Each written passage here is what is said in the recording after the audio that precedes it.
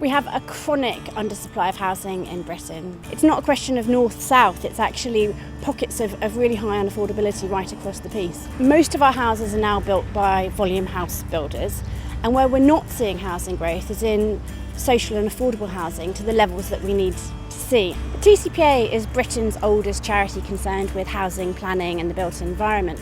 The movement came out of looking at the problems, but then combining the best bits of town and the best bits of country into a concept known as the Garden City movement. They're not just about town and country, they're not just about beautiful homes with gardens as well. It's a unique development model. It's a model where you create a whole new place.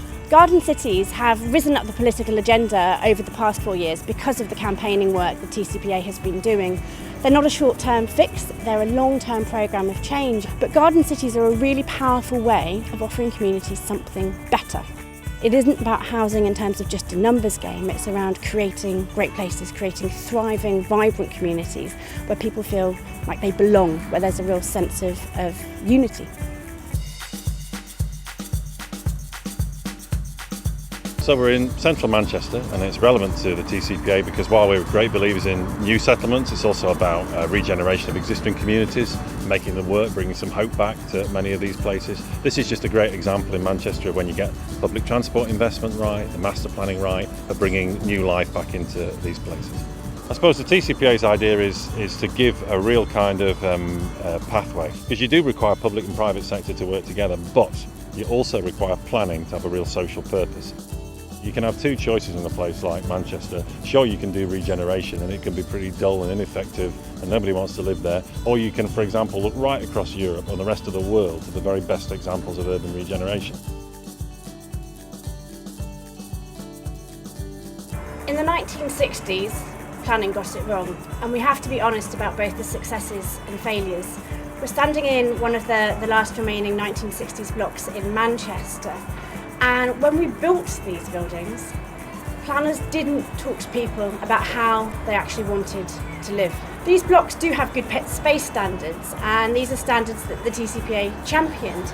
But when we built streets in the sky, as was the fashion in the 60s, we forgot to ask people if they wanted gardens, how they were going to get their shopping upstairs, what it was going to be like living with small children on the 20th floor.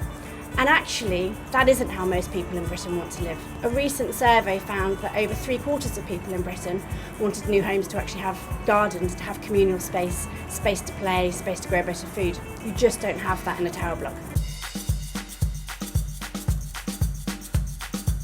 Well, TCPA's origins, I suppose, are come from the 19th century, where people were really concerned about better living conditions, but they're also concerned about building kind of utopia.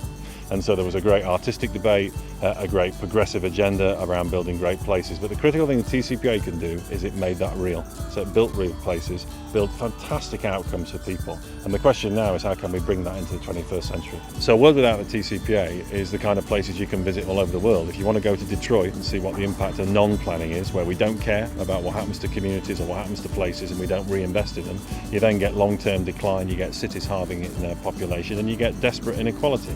So a world without the TCPA is a meaner place, a harsher place, and it's a place not fit for the future. We're standing in Greenbelt.